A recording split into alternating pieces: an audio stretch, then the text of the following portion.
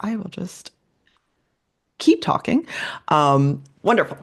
Well, Kevin and Melissa, thank you so much for being here today. You are with Leadership Reinvented, an executive leadership coaching firm. Can you tell me what exactly does that mean? What is an executive leadership coaching firm? First of all, thanks so much for having us. It's our Mhm. pleasure to be here, and so we really appreciate that. And I'm excited for this.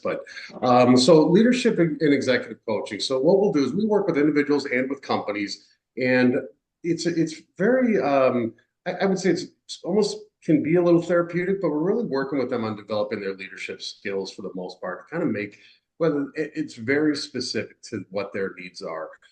This might be something on more strategic side. It might be something on developing better relationships with their teams or improving collaboration, better decision making. So it's really very uh, diversified. Oftentimes, we'll just serve as almost like a sounding board. Help them see blind spots that they're not seeing, and just really help on their development, becoming better leaders, building better teams, and really driving for great results in their organization.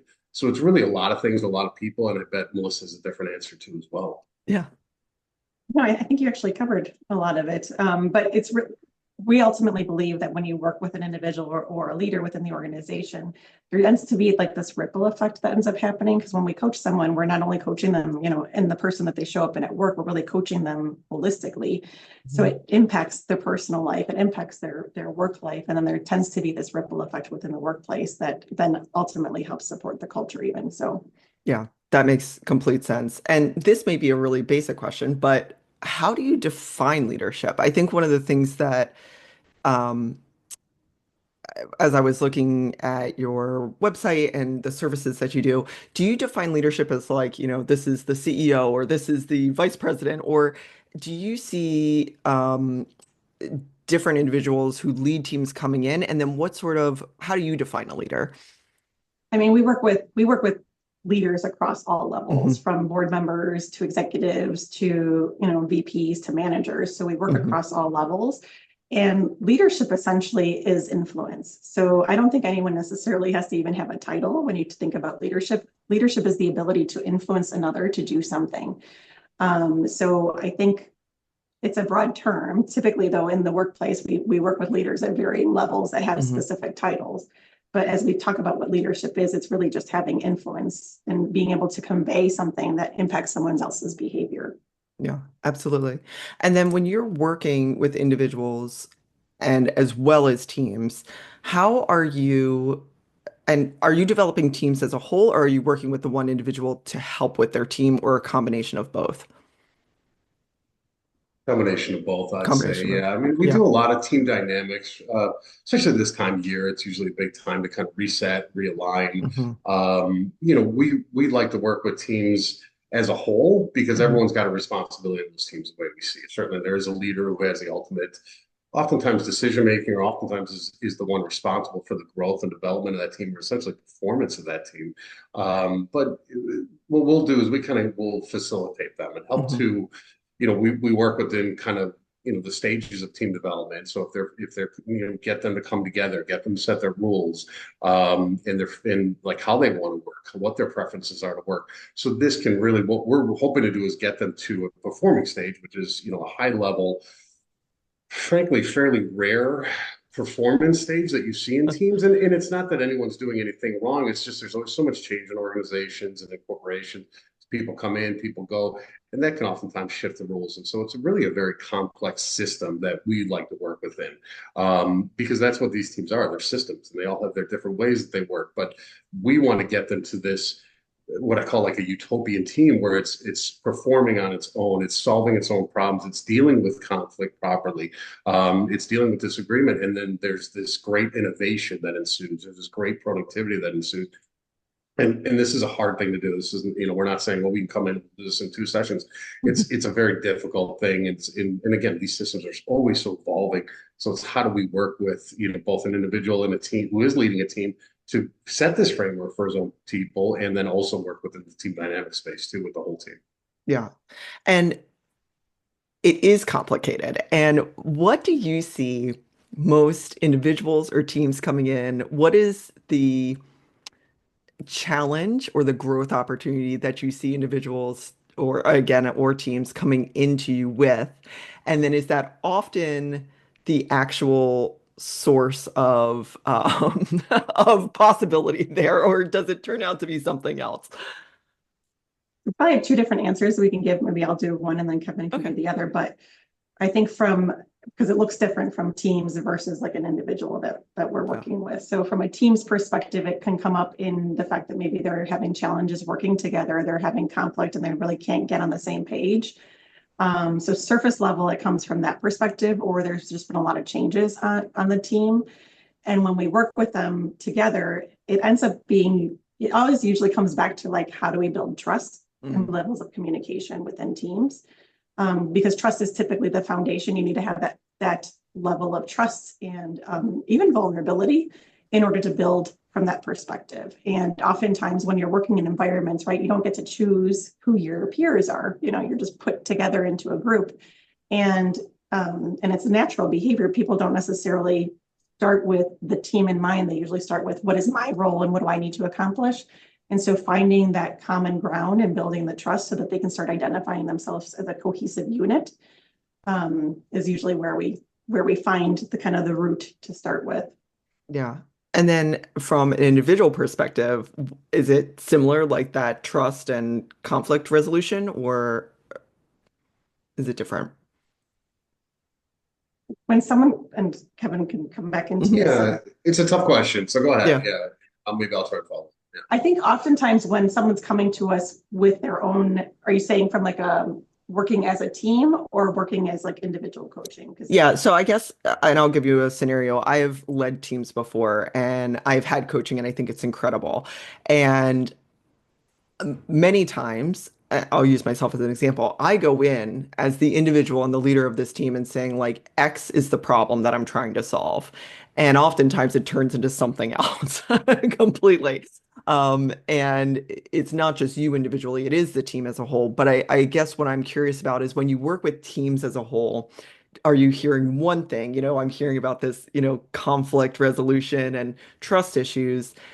And I would imagine that oftentimes would come from a group setting. Do you ever see that like from individuals, they're saying it's not necessarily communication or conflict or trust, it's performance. Like I can't get my team to perform or something like that. Or are you seeing sort of like parallels? 100%, Yeah. 100%. Yeah. Oftentimes it's this, we can't perform, we can't accomplish things. We keep having these unproductive meetings and things Mhm. aren't getting done. So oftentimes it does start as something else, and then the root is really the team dynamics and then working together as a team because the symptom is usually what we're seeing, right? Right. What's underneath it is like the root of why it's happening. Yeah, absolutely. And then when you come together and you're identifying these challenges and you're identifying solutions for them, how do you get to that point, especially if trust and communication are sort of these underlying issues? And I think everything really, no, I shouldn't say everything, but a lot of things in life come down to communication and strong communication. Um, and how do you start to build that in groups and in individuals and how they can practice that on a daily basis, especially, and I've been on teams where the trust is very low for a variety of reasons. That's a lot for people to overcome, and to be Mhm. vulnerable when they already have maybe their defenses up. What is some advice that you give teams as they're starting this process? I think that the biggest thing that we want to do is we want to get them to even just pause for just a second, Mhm. right? When we have these teams and there's conflict, there's lack of collaboration, there's infighting, there's misalignment, there's these silos that form, and then they'll talk ill of other people that are in the group or the leader in the group. Of course, it's very difficult, it's very complex, and I think the biggest thing that sometimes even just helps is okay, how do we reset them? Mhm. And I know that sounds rather basic, but what we need to do is we need to somehow figure out a way that we can build trust. And what's the role of the leader? What's the role of the ICs, or what's the role of the colleagues on the team? Oftentimes, what that's going to come down to is what are they hoping to accomplish? Are they happy with these unproductive meetings? Are they happy with this infighting? Are they happy with misalignment and lack of collaboration? And frankly, missing their goals, missing their deadlines, and their milestones. So what we want to do is figure out when we come in, we're going to take a look at everything as a whole. And that doesn't always necessarily mean assessments. We can certainly do assessments on team dynamics. And sometimes those can be very helpful, but just whether to give us insight or give themselves insights. But I think what we really want to do is how do we get them just to slow down and then let's reset. Let's figure out what rules are that we want. What's the role of leader in that? Yeah, that has to be. We need to set some vulnerability. They have to be saying, okay, here are the things that we need to be working on. What's the values of this group? What's our purpose? What's our mission? What are our ground rules? What are our guardrails? And those are the things that really we want to help them set, right? Because again, if everyone's going in these meetings and they're miserable, and as you said, I mean, you've led teams and everyone's miserable, there's no trust, there's no alignment, but everyone likes, well, I want that, or else what are we doing there, right? I mean, it's the big thing. So I definitely think just even just establishing some of those ground rules and get them to form, go ahead and deal with this storming process where, yeah, there is going to be fight for leadership, fight for dominance, but we've got to get them to progress and almost do our best to get them through there rapidly. Well, and even just starting with the kind of what Kevin was saying with pausing and starting to redefine like where they are and resetting, saying what like what's working and what's not working. Because oftentimes they can articulate all the things that are not working, right? And then they can start articulating the things that are working, and you can leverage those strengths that they already have. But once you start seeing that there's things that aren't working, and usually there's a lot of alignment on those things. They're not really surprises. That's when you can really get that buy-in to like, okay, how do we do things differently so we can work on those things? Yeah. And then two things that come up from that. Something you said, Kevin, is interesting that this power plays, I should say. Like some people are going into this to assert power or to gain power, and that could be in a promotion or people want to get to the next level, or it could also come from a place of distrust of like, I want to make this other person look bad by performing at this level. But I think that's interesting, that dynamic where we want to accelerate in our career and ascend in our career.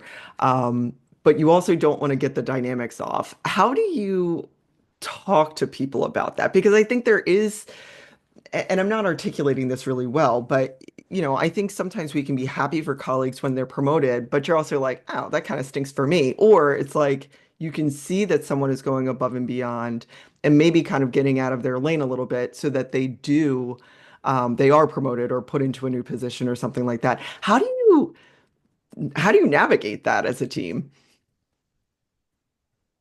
Interesting. There were two things I kind of want to touch on there, and, Mhm. and I might forget on the second one, so Yeah, this that's can okay. clear this up for me. But the fighting for authority in a group dynamics Yeah. is a natural part of the group dynamics. Hmm. So it's like we know it's coming because again, there's always going to be the leader, and then the rest of the team.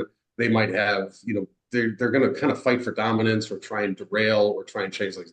That's kind of a normal, natural thing that does happen in a lot of group dynamics, and that's at the storming stage. But Hmm. when you Yeah. say how do we also look at somebody who might be feeling feelings of jealousy they didn't develop or they didn't grow? Um, how do you work within that?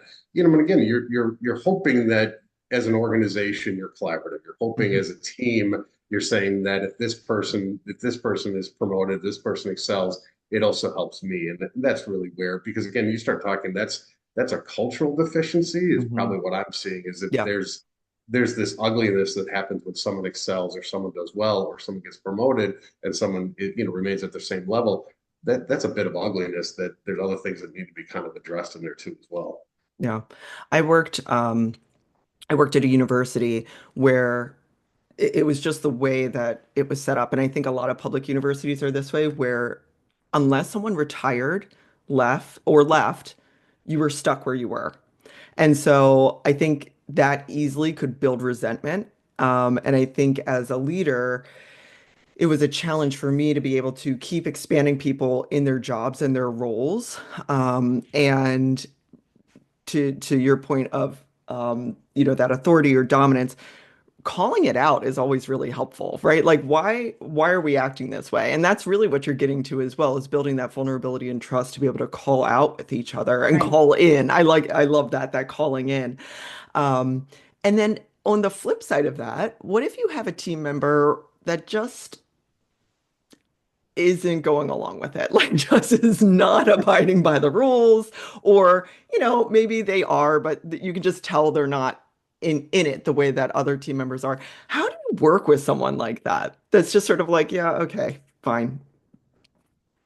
Typically, we usually focus on building trust within the Mhm. first, 15 minutes with individuals. We haven't had a lot of issues when working in group dynamics where we have that. I think we usually end up seeing that more in like the longer term within the leader having the issue with that individual. Yeah. And oftentimes there's just honest conversations around, as you said, like, what are we observing? What are you observing within the dynamics? Because usually we have them aligned with how do they want to operate as a team? How Hmm. do they want to communicate? How do they want to have conflict? And if you have one member that's not coming along on that journey, it becomes apparent pretty quickly.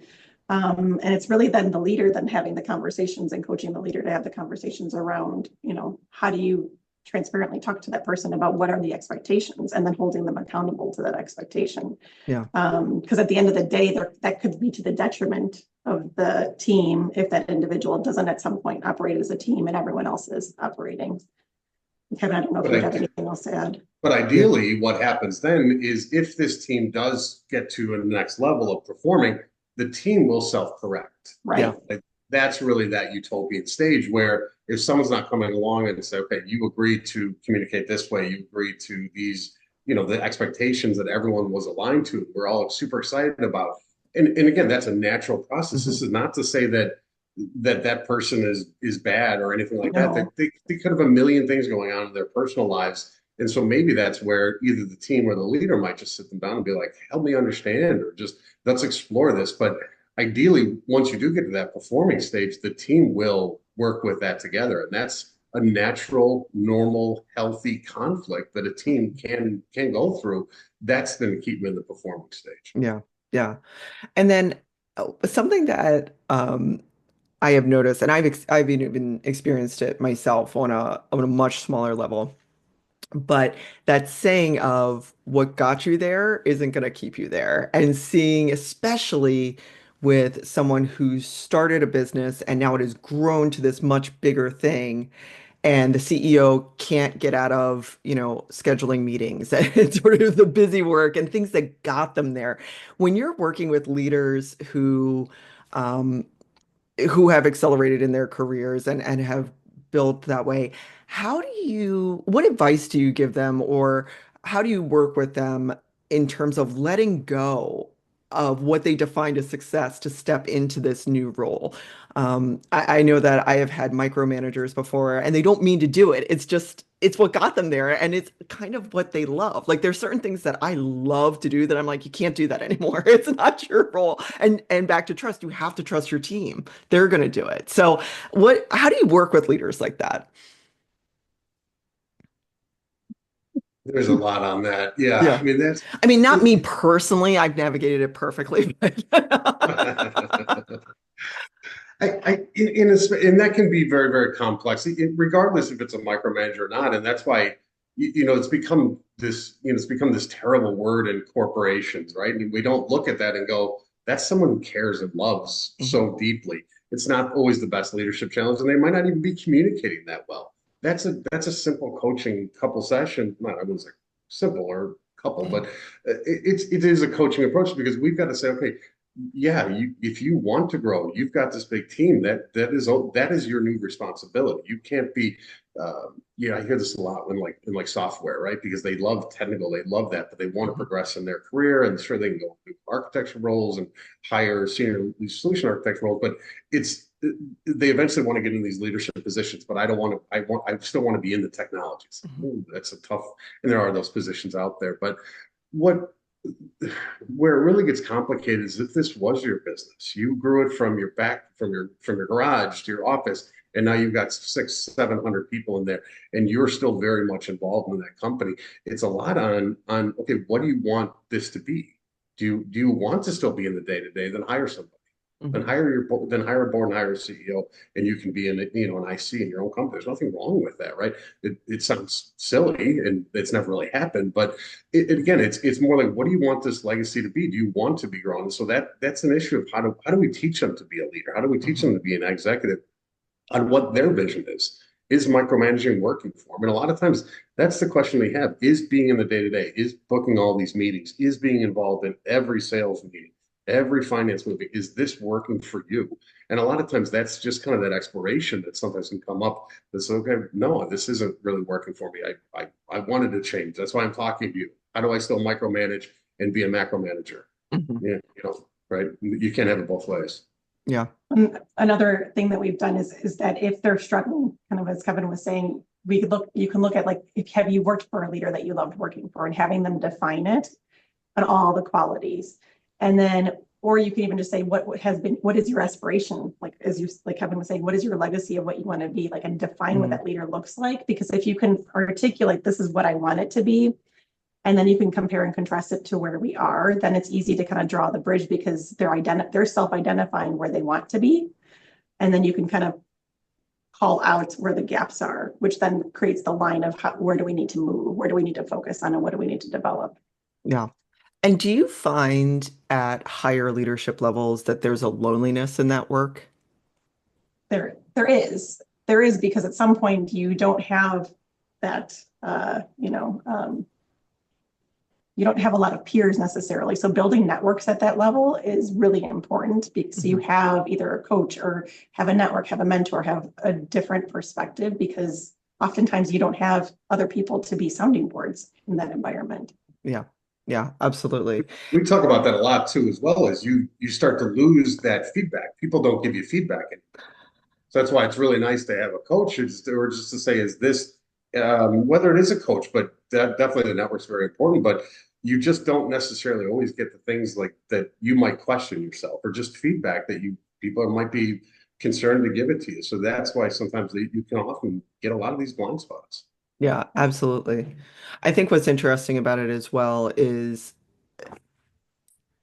no one prepares you for this. Like it's not something, it's not something that you get a manual and this is how you need to be a CEO or this is how you need to be a leader of a team. You're just sort of figuring it out yourself. And so many of these skills come back to personal skills that maybe we haven't developed that well, frankly. So there's no shame in terms of getting a coach or a network. Do you ever find that sort of resistance of feeling, I guess, individuals feeling like they should know this? So then there's a little bit of resistance of asking for help or asking for that feedback? I think we do find that, where individuals feel like they should be there because they are in that role. But I Hmm. think the way we look at it is like, you never just arrive in any role. Hmm. I mean, we always even challenge ourselves. We're constantly growing and developing. That's how we evolve, right? We get Hmm. better and better and better by challenging our different skill sets. And we try to work with our clients up in the upfront to really normalize and any of the challenges that they face, because everyone has challenges that they face. Everyone has things that they need to grow in. So I don't think it's anything unique to any individual to expect that there's like, you have to have everything when you get into that role, right? I mean, it is complex. Yeah. I'd And love to change that. Yeah, I'd love to change that narrative that it's weakness or anything, right? Even counseling is not high performing individuals yeah. still need somebody to talk to. And so, yeah, that idea that it could be considered a weakness or I should know it is, yeah, that's kind of an unhealthy way to keep you stuck, right? To keep you Hmm. stuck and do the same things you've always done. Business is rapidly evolving, the workplace is rapidly evolving, certainly now. But everything is always evolving. And so you're right, you can't go at it. So, well, this has always worked for me in the past. It's one thing I hear all the time. I've heard throughout my career is when employees get really frustrated and they come in, they go into a new organization, they try and change things. And what they hear is, well, this is the way we've always done it. And the same can be said for leadership development. And to say that this is the way we've always done it is, yeah, to say almost a fallacy. Like, okay, that's not change, that's not adapt, that's not grow. But it's definitely not a weakness, and we certainly understand. Yeah, I mean, it's hard to find time for a coach. It's hard to find sometimes the resources for the budget for whatever it is. But yeah, it's definitely not a weakness. And how do we? There's definitely that value add to make this their approach, their reach, their success much more far reaching. Yeah. And change is difficult. I mean, I think change management is extremely difficult, again, just in life in general, much less in the workplace, when you have those expectations and you need to have those KPIs and meet them and all of that. But you have been doing this for over 2 decades, and the workplace has changed greatly during that time, but especially from my perspective, at least in the last 5 to 10 years. What have you seen as the greatest changes um, in how what is the workplace anymore? First of all, what is it, and what challenges are you seeing coming out of those changes? Oof. I would say, Or is it not, or is it just always evolving? I think with COVID, obviously that was a huge catalyst. And that's sort of what I was thinking about in the last like 5 years, but I don't know, maybe it's always been changing. I think the amount of changes that are happening are Hmm. at a faster pace than I would say 5, 10, 15, 20 years ago. And I think because there's so much change, I think it's just hard for people to keep up with the amount of changes that are happening, not only in their workplace, but even all around us in our environments. I mean, you have hybrid work, right? And people working remotely and not remotely. We have multiple generations working in the workplace. We have AI, more technologies coming in. So there's just rampant amount of different things that individuals, leaders have to keep adjusting to stay relevant in their business. So we're seeing more and more that like stress and wellness topics are coming into play, and the need for leaders to really have kind of that more human-centric, empathetic approach, or using, like the emotional intelligence aspect of it when they're working with their teams, because there's this layer of complexity that's within the workplace. So we've been working a lot with organizations on how do you work with stress. What are tools and techniques to work with your own stress level, and so that you can help regulate yourself throughout the day. With leaders, how do you help your teams who are overwhelmed and feeling stressed and moving through that change curve? Um, so so yeah, I mean, I think there's a lot to do with of the amount of change that's been happening. Yeah. And the last 5 years have been something else. I mean, without a doubt. It's always changing, right? And there's always adapting. I think that there, certainly what we're seeing out there is it, it is very, there's a lot of feelings of overwhelmed. There's a lot of feelings of stress. Employees are expecting more from their employers. There's a lot of times, and this isn't from our clients, but just from the media. Like if you look at LinkedIn, or you're reading the news feeds and things of that nature, there's a lot of this disgruntled, like anti-company, anti-corporate, anti-executive, like notes out there. And again, I don't know if it's clickbait or if it's just Hmm. fodder, but really the organizations are we have to keep like trying these new wellness programs and new benefits and different flex time and 4-day work weeks, and these things are all great. This is not me saying that they just don't seem to necessarily be working either. And I guess that probably is where we feel, as we've been kind of analyzing, especially the last 5 years, because of course COVID, we've got this collective, I don't know, call it a trauma, I guess, right? Hmm. We're bombarded constantly, disease and death and horror, and we're all locked in our rooms. And then then we start coming out of it. And then there's the great resignation, 21, 22. People are unhappy. They're feeling stressed. They don't know why they feel so down. They're so dejected. They're feeling so disgruntled, so frustrated, so stressed. And most likely they don't really know why they're doing it. So like, oh, well, it must be my job. It's frustrating. I don't like the task. I don't like these things. So, but the job market's great. So they leave, they get into a new company, and they're finding the exact same thing. And now what we're showing for 2025 is this mass like disgruntled workforce where stress The great levels on detachment. great detachment is called, like Gallup called it that, or Stern called it that, Hmm. somebody called it that. And we love that term because that's really what that is. That's culture is, people are just checking out. Productivity is down, stress levels are down, days off, or sick days are considerably up. And like these polls of like, are you thriving in your personal and professional lives? These are like the lowest that they've ever recorded. The APA, American Psychological Association, stress levels are at like all-time highs year over year for every age group that's out there, especially in the Gen Z level. But like these stress levels are going up for everybody, from boomers all the way down to first level professional, which is I guess still Gen Z at this point. Um, so that's really where there's this pressure, and companies are trying well-being, wellness initiatives, bringing in counselors and having these different programs available to flex time and unlimited Hmm. PTO, but it just doesn't seem like it's necessarily working. There could be a lot of reasons, and this isn't every company, but Sure. there's, yeah, the workplace is really just trying to adapt to this. And I think companies are really trying. I just don't know if we're solving for anything. There's probably also frustration in of an employee in the trying, right? It's like, okay, we're trying something else. Okay, we're trying to, and I'm sure that impacts it as well. One of the things that I have talked about, and I think there's certainly an employer responsibility to care for their employees. I'm not saying that at all. I also believe there's an individual responsibility.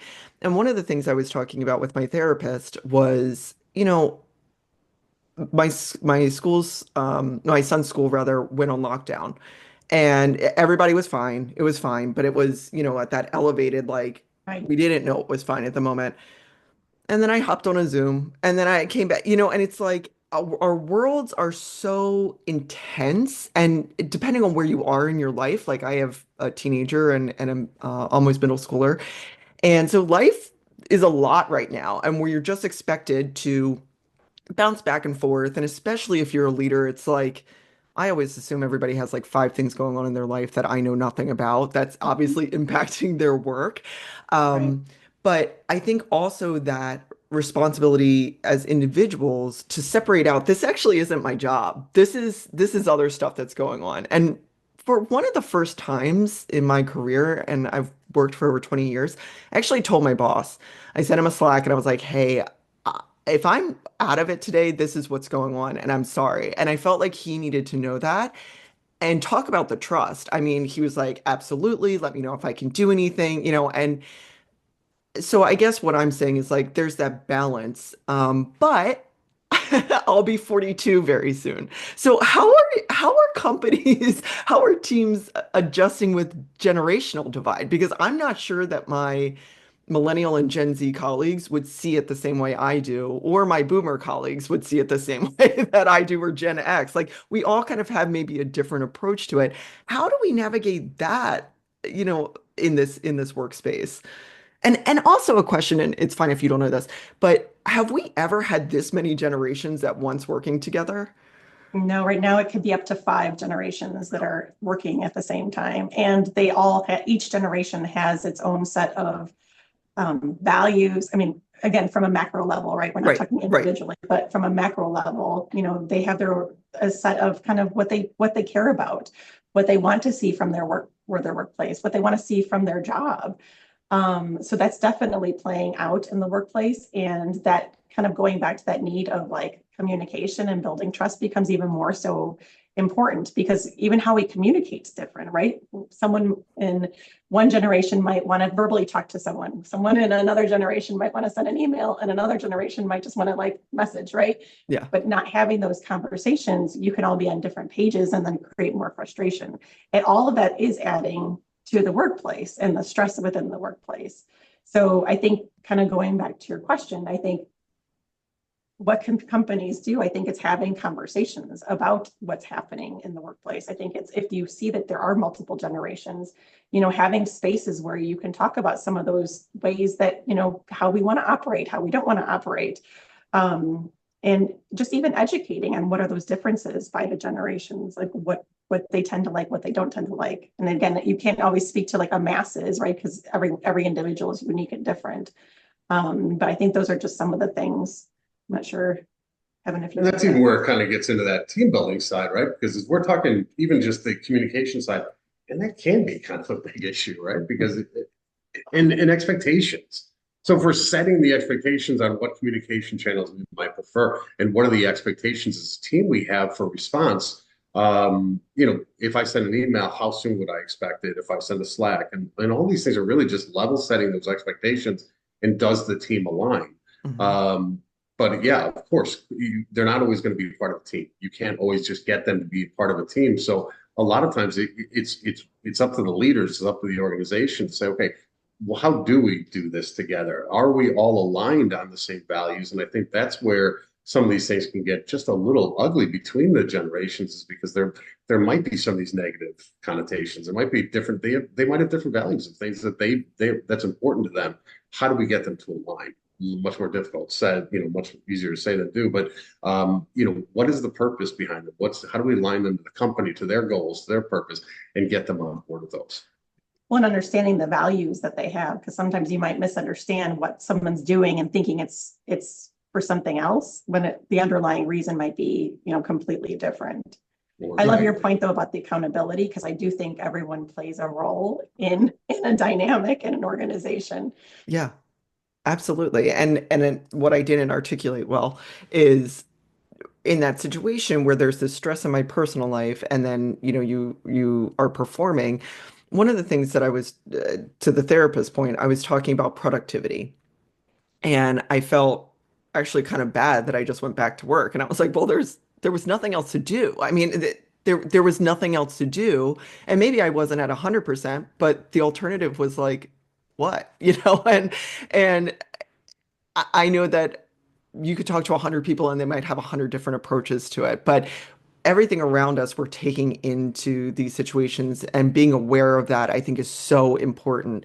Um, and the other thing that's been interesting about the generational piece, and I think it probably speaks to some of the cultures that I've worked in, I have learned as much from people older than me as I have from people younger than me, and not going in with assumptions about, oh, they're 20, they don't know what they're talking about. Like, being curious, I think, is Mhm. helped me professionally and personally, to learn. And I think that was encouraged of us, of being open, and again goes to those values that you're talking about.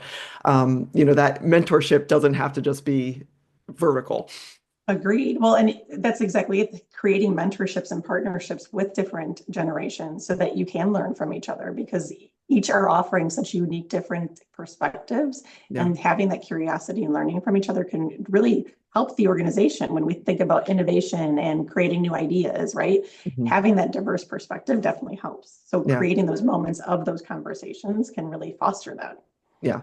Which, is that's the culture, not the pizza party, not the, the pizza party everybody jokes about.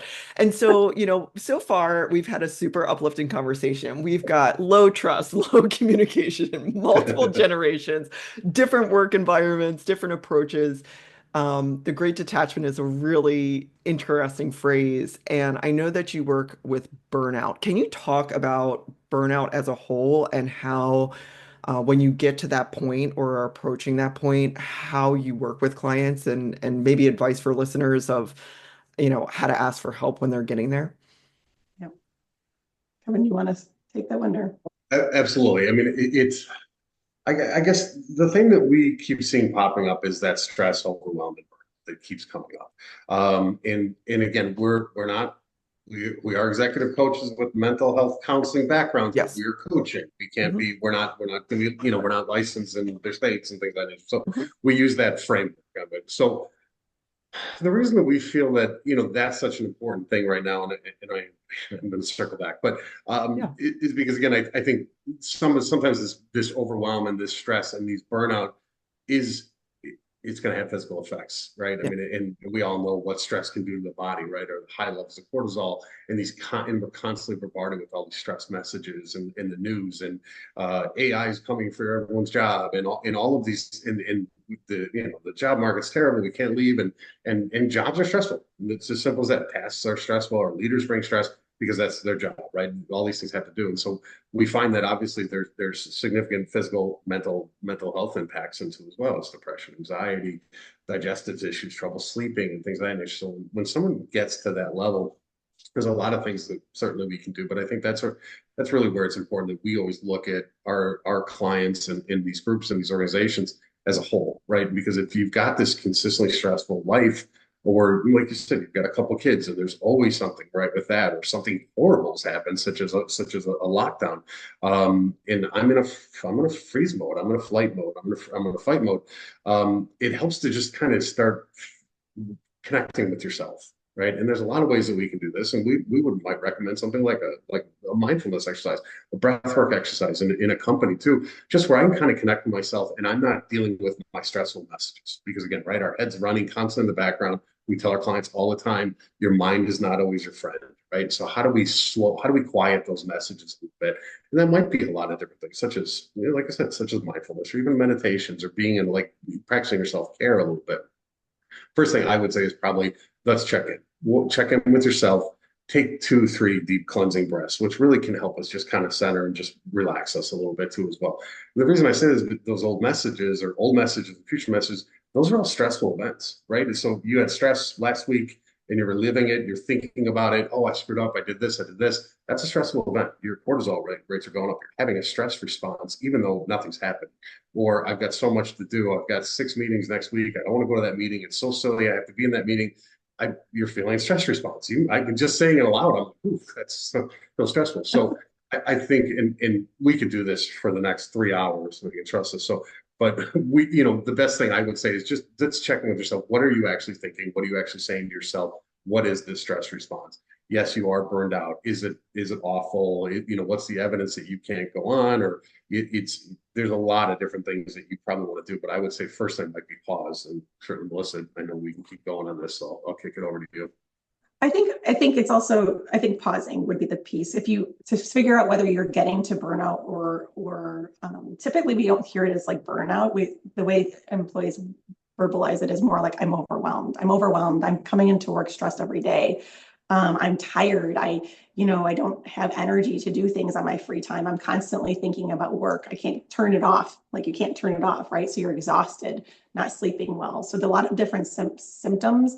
And it's usually that you're seeing it over a period of time and you can't necessarily calm yourself down. I think Kevin's point around pausing and kind of getting inward is the best first step.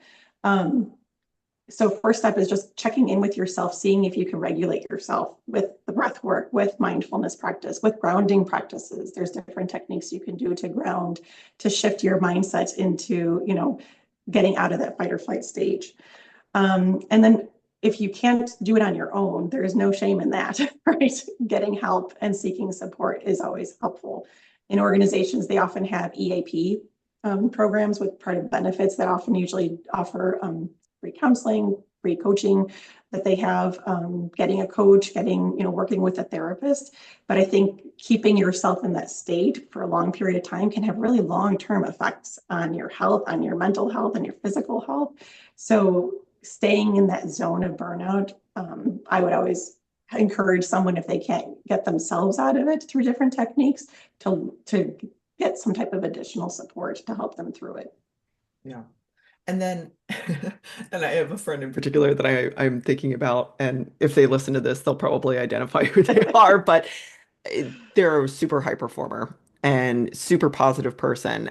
And every time we talk, it's like, oh, I just got to get through this week. Oh, I just got to get through this meeting. Oh, I just need a vacation and I'll be fine. And it's like, 2 years of this, at a certain place. And at what point do you have to know when it's time to move on? Like, what are some things that you have to check in with yourself that this isn't just burnout? This isn't just I need to kind of reset and reframe. What are some indicators of, you know what, I think maybe it's time to move on from where I am? I think the first question I usually ask is this working for you? Hmm. Right? Yeah. Because I've lived that experience as Yeah. well, where you're kind of like always going, always going, always going. And when you're in that state, it's almost like you don't know another state. And that practice of pausing, that practice of going inward, that practice of practicing presence starts to slow you down to looking around. Because when Hmm. it's almost like a hamster wheel. Like it starts to slow you down to see where you're at. Hmm. Checking in with yourself to see where you're at is so critical, because then you could start seeing, like, is there something different that you want to do? Is it working for you? Is it working for you to constantly be moving and feeling like stressed out? Is it working for you to feeling like you're missing, family events? Is it working for you? All those different pieces. And if the answer is no, and you're not feeling, fulfilled, feeling like you're thriving, then you can start exploring, well, then what would it take? What else can it look like? Hmm.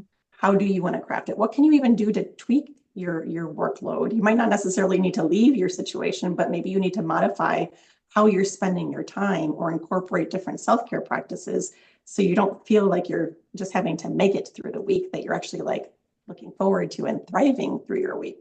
Right. Yeah. It can be And difficult. I mean, there's only so much she can do, right? She may have to be working this job, or yeah.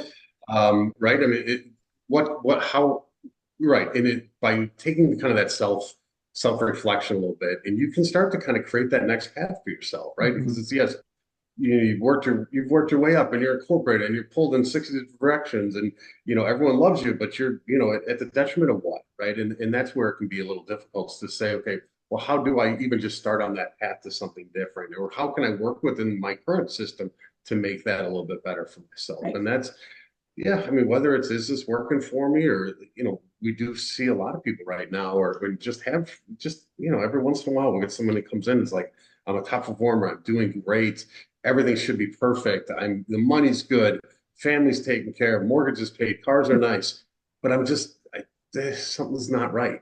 Something's missing, and that can be a purpose discussion. That can be like, okay, because that happens to a lot of people. We grow up in companies and we didn't really have a plan. We get promoted, and now we're pulled in 60 different directions and traveling 35% of the time, if you're lucky.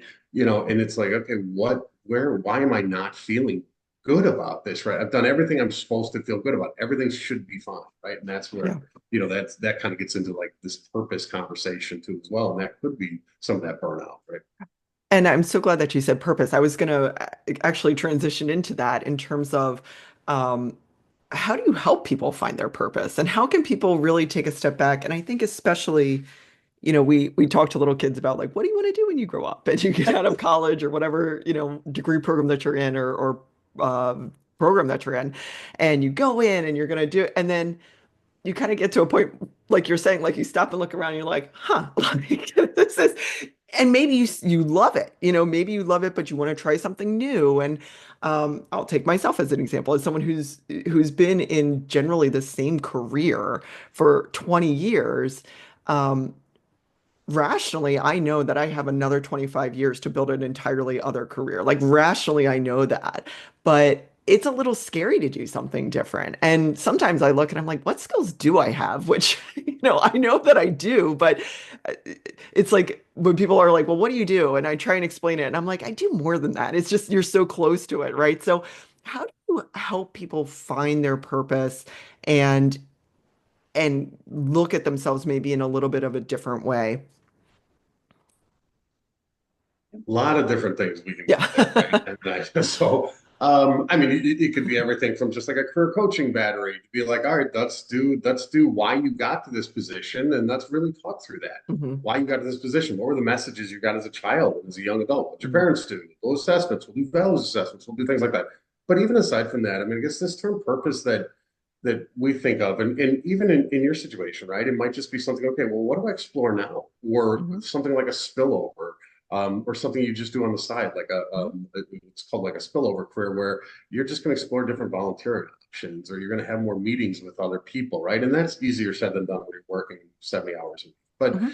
is there something that is fulfilling to you, where you can explore? And those can be very purposes, as long as we talk professionally. But um, there's a lot of different things that we can do on, how do we center so you're able to quiet out that noise and say, here are the things I want to do, or here's what really lights me up as a person.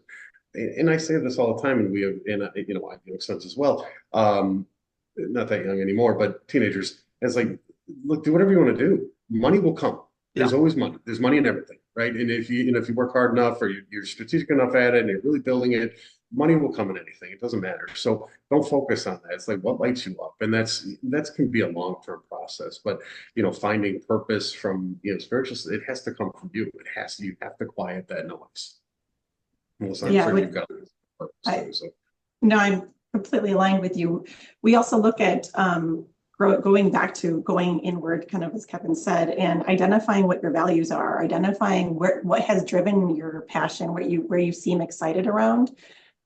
Because if you're going to go down a new career, a new avenue, trying to really tap into those things that light you up, that bring you joy, um, and investigating that again, whether it's through volunteering, whether it's through a side hustle, whether it's through just exploring that piece of it, but then almost even creating a vision of what is it that you want it to look like. What is Mhm. it that what is the environment that you want to be around? Do you want to have people with you? Do you not want to have people with you?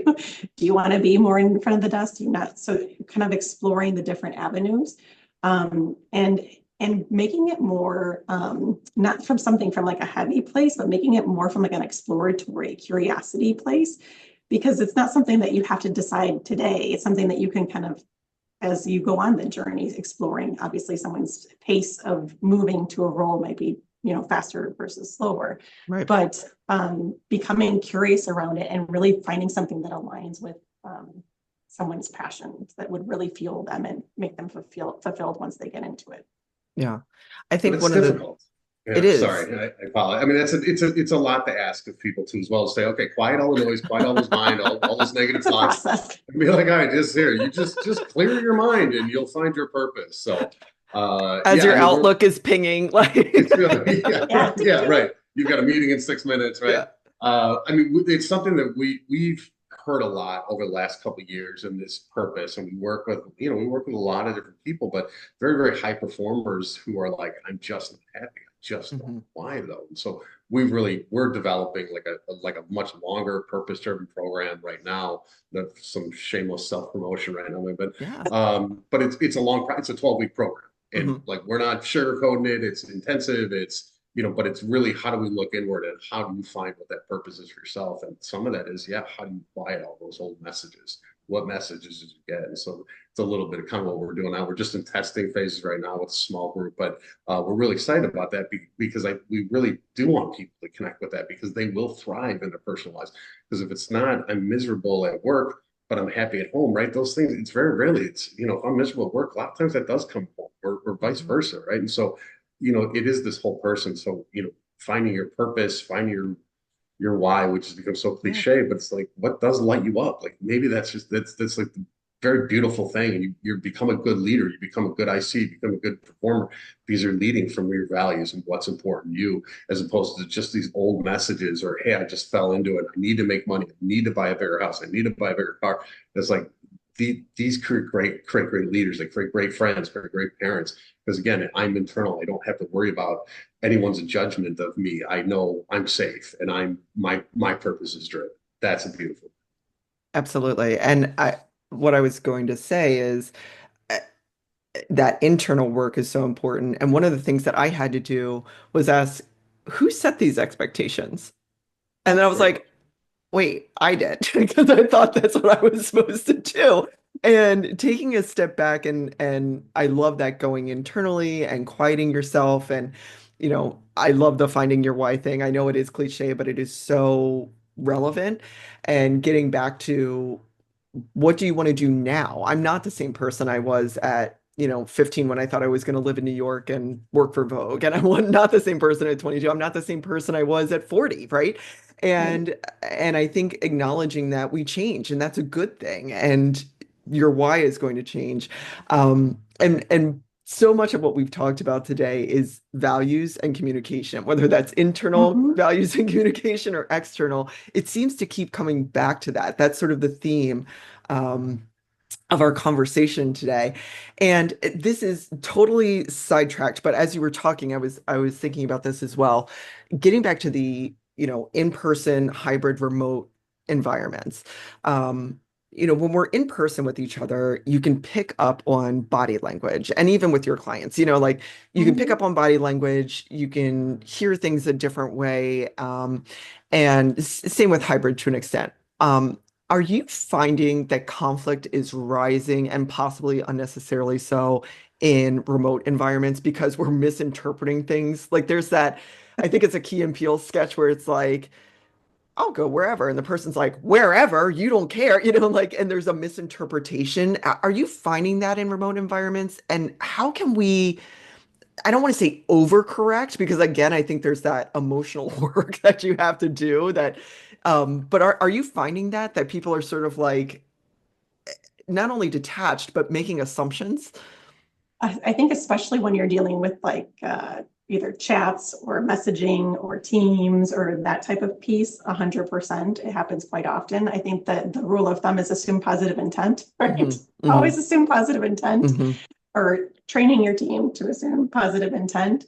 And the second part is if you're looking, if it's like two times and you're kind of bouncing back and forth two times and it doesn't seem like you're on the same page, at that point, it's probably a good time to hop on a Zoom Yeah. or hop on a Teams, just because it can get really ugly really fast. Yeah. And I've seen it get really ugly really fast when Yeah. you keep with this back and forth, and it's very clear everyone's on different pages, and that does impact trust over time, Hmm. right? Because then you can walk away from that conversation if it's not resolved, feeling unresolved and frustrated and potentially, not liking your coworker or peer because of this dynamic.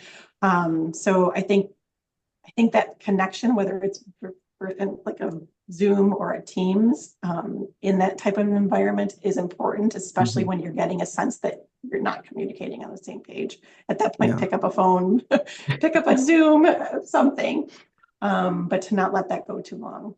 But I Yeah. definitely see it happening more often. What made me think about that actually in the context of our, personal journey is disconnection from ourselves, actually, and like Mm. I'm almost curious if these work environments that we're in and the changing workplace is even disconnecting from ourselves even more. I mean, I have this challenge that I do every November for myself, and it's no social media during the week and only TV on the weekends. And the first time I did it, I picked up my phone 47 times the Oh, first wow. day. I just picked it up and I made a mark and like I and I was love like, that you tracked it. but I was like, what am I doing? And but there's so much to be disconnected from yourself and disconnected from the world around you. And that's sort of where that idea came from. What are your thoughts on LinkedIn? I'm just curious. Like, I feel like LinkedIn, first of all, I don't use it correctly at all. Like, I'm trying to be better about it. But I was on the other day and people are like announcing weddings or talking about like the birth of their child made them think about like software as a service. And I'm like, what is happening on here? Like, what are your thoughts on LinkedIn and should we keep using it? No, but what are your thoughts there? What are we doing? I love it for business connections, and I love it for like information sharing from like the workplace Hmm. lens. It definitely, and Kevin and I joke every once in a while, some of the things we see in there, we're like, Yeah. I definitely feel like some individuals go on and like they share all of their stuff, which, more power to you. But I personally like it from like, I learn different things Hmm. from, people in the same workspace or even what different companies are doing. I think it's a great place to share, events and celebrate different things. But there are some things where every once in a while I'm like, oh, I don't know if I'd ever post that personally, right? Not that I put against anyone else, but Yeah, I wouldn't sure. necessarily ever post that personally. Or we've also just noticed just the amount of just like negativity. It feels very Mm, negative sometimes. And you can definitely see that contrast around like the, the employer and against the employee and like the sentiment, not necessarily coming from the employer at all, but from employees and the sentiment towards their employers. We've just been seeing that a lot more in the last, what would you say, like 6 months? Seems to be 6 months or so. Yeah, that's interesting. and it And seems. I mean, obviously, I know that there's an algorithm, right? So it keeps showing me what I interact. But and so I don't, and we've got lots of connections and we follow lots of groups, and Mhm. it's interesting. There are some strange, yeah, the things people share. It's strange, but I mean, again, that could be generational too as well, right? I would never look to say, okay, I'm having knee surgery tomorrow. Let me just go run to LinkedIn. But that's what people do, and that's great. So I'm certainly okay with it. But yeah, I do see that the negativity has been, I think, increasing. But again, that could just be the algorithm keeps Mhm. showing me Mhm. that stuff. Is like I'm like, oh, I want to see what this person's saying because that's getting so many clicks and that's getting so many reposts. Um, but I don't think we can ignore like everything we're seeing, Right. right? And it's not just LinkedIn; well, no, it's on some of all them the other have like social. 20,000 likes, and you're like, wow, there's 20,000 people feeling like their employers are not valuing them. Like that just really, And, and for stuff that Yeah. like didn't really seem like it was a big deal. Like my employer asked me to stay an hour after work till 5:30 at night, and I was like, okay. But again, that's people are really truly upset about that, and that's their reality, and I want to work within their reality, right? And so I think that's really important. That might be something that I wouldn't have never even thought of being, I can't do it, I couldn't do it, or I'm feeling overwhelmed or anything like that. But yeah, it is silly, LinkedIn overall. I mean, I think there's some silly things of it. I think it's getting a lot of junk on there. I assume that just happens, but yeah, Yep. I'm with Melissa. I enjoy it for just seeing different perspectives and just an ability to network too as well with a lot of different people that Yeah. it can just be eye-opening. I get into a rabbit hole of like, wait, how did you know this person? And then I start doing that. I'm like, what? This isn't the point. Um, and it's interesting, and it is probably an algorithm thing. I'm not seeing so much negativity, but when I see people posting like 6 times a day, I'm like, what are you posting about? Like, I don't. And I'm trying to use it more, and again, from that like external relation side of like these are all the great things that are happening, and Mm. um but it is interesting if people are talking negatively on LinkedIn about their employer, they're probably not saying it to their employer, which that's a problem. And if 20,000 people are liking it and feel that way, it goes back to that communication piece and that trust piece. Like Right. if I couldn't stay after 5, I would say like, hey, today I can't stay after 5. I can get back on at 7. I can get here early tomorrow. Like let's figure something out. I wouldn't go on LinkedIn and be like, blah, blah, blah, like that's really interesting. Right. Well, and I think to your point earlier, it's like how can you impact your situation Hmm. if you're not resolving it within your own frame of, Right. experience? So, which to me just is so sad, right? So like if you're in this horrible situation that you're not feeling like you can even just say, I can't work till 5, Hmm. or, how do you open those lines of communication with your leader, with someone in HR, just to get those things resolved so you're not sitting in that space, because that's just accumulating more stress, right? Right. Right. Um, yeah. Right. And then 20,000 people are validating it, and Right. validating the behavior. And, your feelings are your feelings for sure, but 100%. complaining about it, or I shouldn't be say complaining, venting about it on LinkedIn is probably not the most effective way to make a positive change Right. in your situation necessarily. That's really interesting.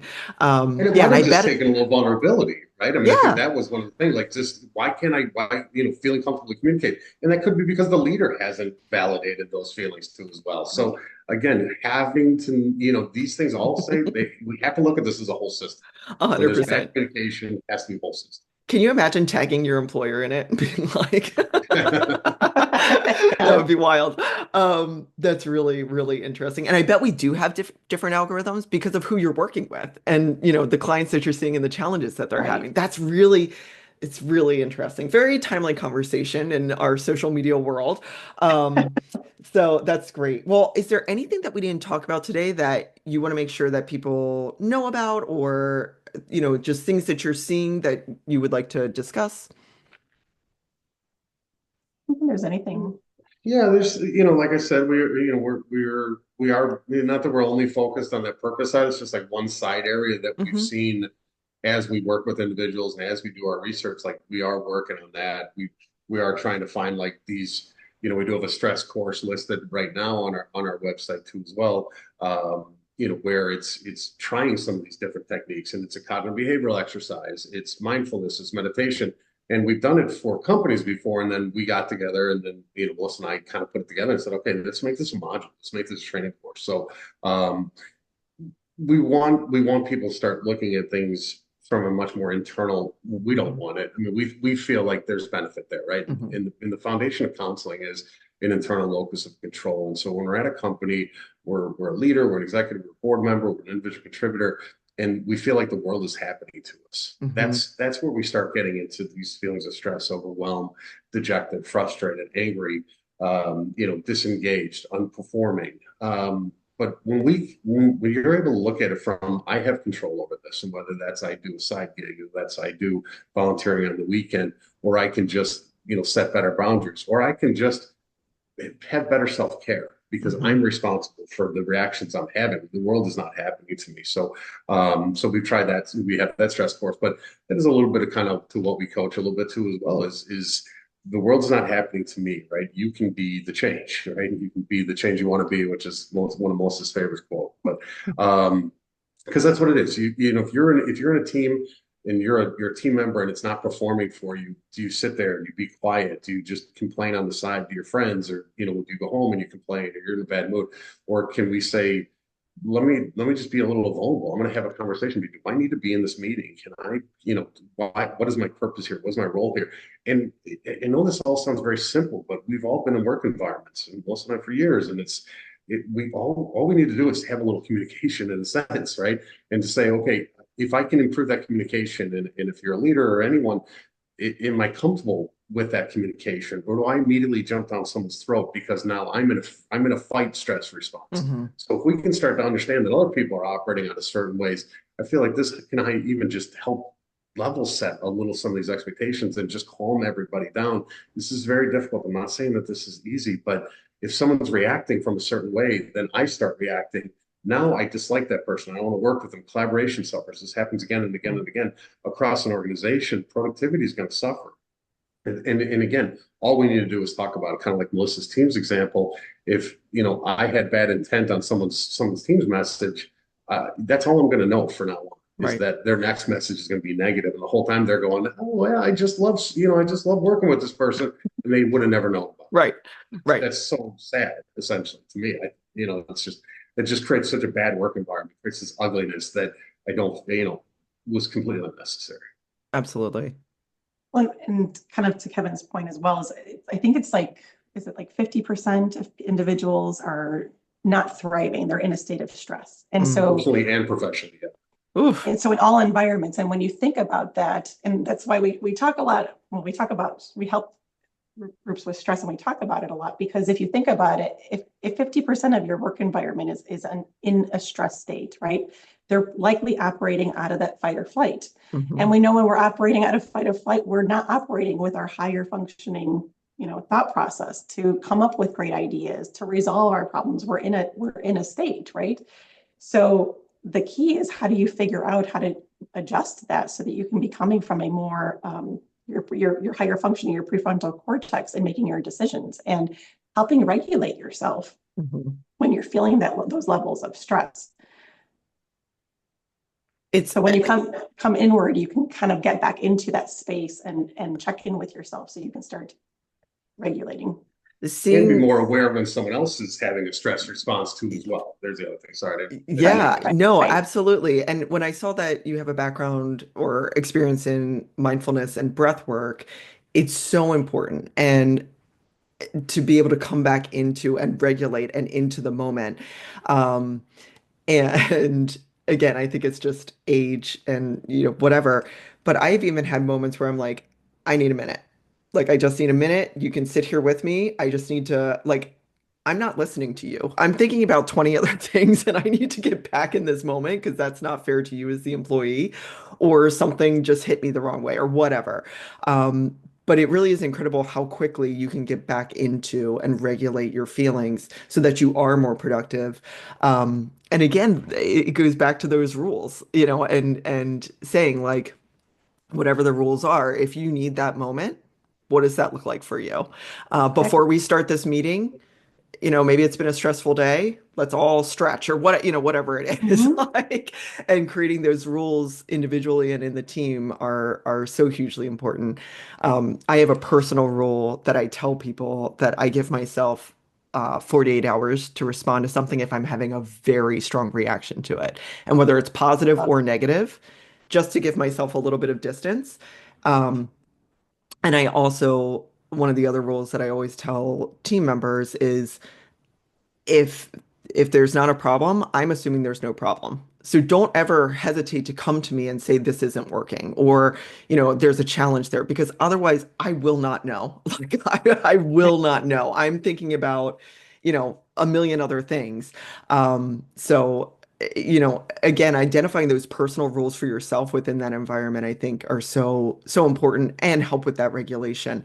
Um, it's there's so many great things that you've talked about today.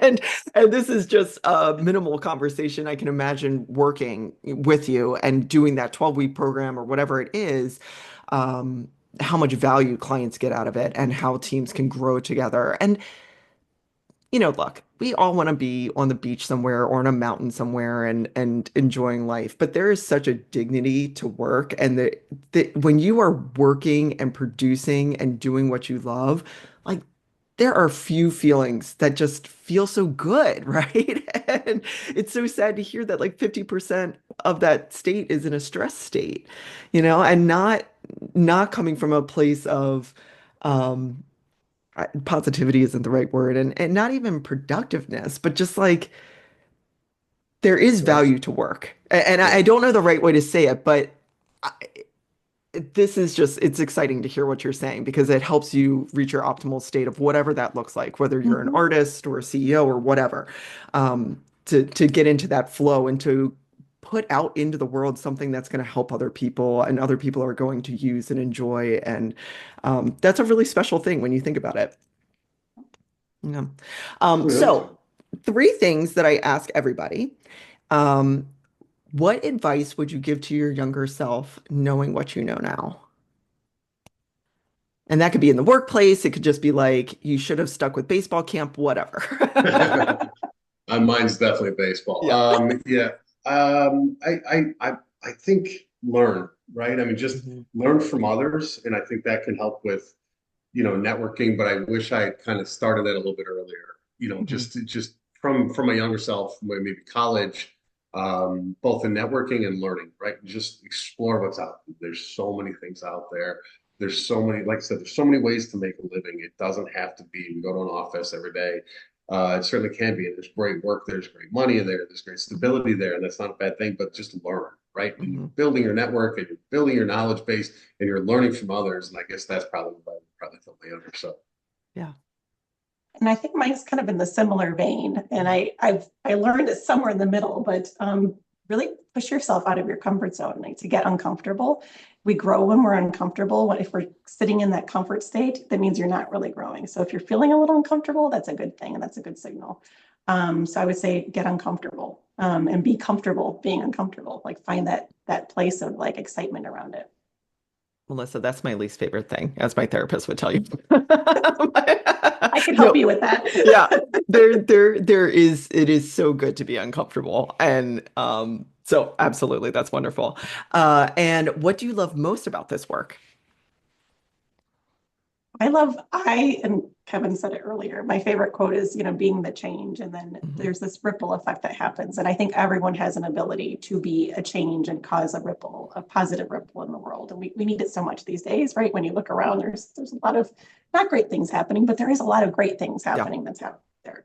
And I think in our work, seeing the impact that we have, not only on company performance, but the ripple that ends up happening when you're working with someone, to me is just really motivating and inspiring. Not that we are the ripple, but like everyone does the work to when we're coaching them, they are Yeah. doing their own work, but seeing the impact of it and how it spreads out, not only to their teams, but even in their personal lives, is just, I love it. Yeah. Yeah, that's probably about fair. I don't want to piggyback, but that really is it, and that's what we learned. I mean, I guess we wanted, Melissa and I went to counseling school when our I don't know, 2014, we graduated in 2018 with our masters. We didn't really ever intend to go straight clinical. We had a Mhm. bunch of internships. I always said I love the work. I could never do clinical. Mhm. Our internships, I'd be working with really sad. It's really tough. What I say is I don't have the stomach for it. It's too tough on me Yeah. to work with little kids with severe mental health diagnoses, really serious drug addiction. I just didn't have the stomach for it. But I wanted to help. I think Melissa and I we really wanted to help. But we've been coaching for a long time and working with a lot of individuals and a lot of companies and a lot of leaders. And we just want to take this thing a little bit deeper and like how else can we help them? Because they would come with personal stuff. We couldn't just coach them from a business lens and we did feel like that was that like how do we make an impact on more people. And I know this sounds a little grandiose, frankly, but like there is a difference. If you've got a great work environment, you're producing, you're collaborating, you're communicating effectively, you are in a better. It's as simple as that. Those impacts are felt at homes. They're felt with families. They're felt with partners. And there is a beautiful thing that ripple effect that can happen when teams are performing, when leaders are leading with empathy and leading with their people in mind, and the team's performing. That really is kind of a beautiful side portion of leadership and group coaching that I assume's out there, but it's definitely something we love to see a lot. Absolutely. And to that ripple effect, again, this seems silly, but I think we all have experiences like this. So I'm in Florida as well. And what I'm about to say is going to be shocking, but every time that I have called SunPass for some situation, it is the best customer service I've ever received because they not only can fix whatever I'm calling about immediately, they have given me heads up on things or like, oh, your registration's coming up or things like that. Oh, And wow. I have often thought, so shout out to whoever's managing it because it's a culture. And they are preemptively helping me, and my day has just suddenly gotten 100% better. So to your point,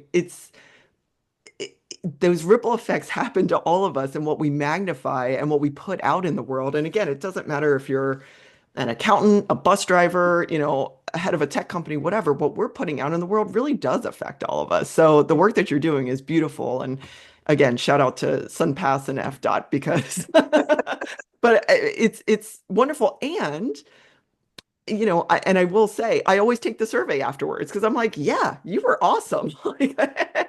And I want them to be recognized for that. So I totally agree with that in the big and the little things. Mhm. And then how can people find you and how can people work with you? You can come to our website. So it's leadership-reinvented.com. Please join our, we do a lot of, email lists and we do a lot of blogs. We do, monthly newsletters. We try and do more. And certainly on LinkedIn, we really do. We are pushing a lot of stuff out on LinkedIn. Just as like service level stuff, right? Just like, here's some knowledge stuff to think about and kick Yeah. around and things like that. We're not great marketers. We Mhm. don't, we're not doing that. So it's a lot on just, we really do want to kind of, we try and put out a lot of Mhm. information. We're always here for help too as well. We do, we've got a seminar coming up on Friday. We're doing a live on Friday at 12 Eastern that you can see from our LinkedIn page. Mhm. But I say that's not probably not timely for this, but we try and do things like that. And it's a lot on, our new trends and stuff like that. But yeah, please, yeah, come by. There's a lot of information on the website and just, our blogs and our newsletters just trying to here's some different things you can try with your team, and we're always available for like a free consultation. Mhm. And some people just take us up on that, and it's usually fine. It's a half hour with one or sometimes both of us if we feel like we need to. We'd love to hear that, hear those stories and be like, okay, here's some things you can try. Well, here's the other things we'd like to do, but we certainly understand if that's not within the bandwidth for you. Yeah, So yeah, absolutely. but that'd be great on LinkedIn. That's great. I'm gonna check your LinkedIn later today if it's like talk to a crazy woman in Boca Raton. No, I'm just kidding. The one thing that I will say is someone who has benefited from coaching and I will just say this, like the sticker shock when I first started working with a coach, I don't know what it was going to cost. But I was like, this is something that I want to invest in myself and do. It pays itself back tenfold. I mean, it is really life-changing. And everybody's got a different situation, but if I can put out any plug, if people, sort of are like, "Ah, I don't know, the cost Mhm. thing, um, I always thought the value was tremendous because again, I personally don't believe in a work-life balance. I think work is just part of your life, and I wanted to invest in that, and I honestly felt like I had a responsibility as well to my teammates, too. So. I'll just put that plug in there as well. So, Very thank well you. said, mate. Yeah. Yeah.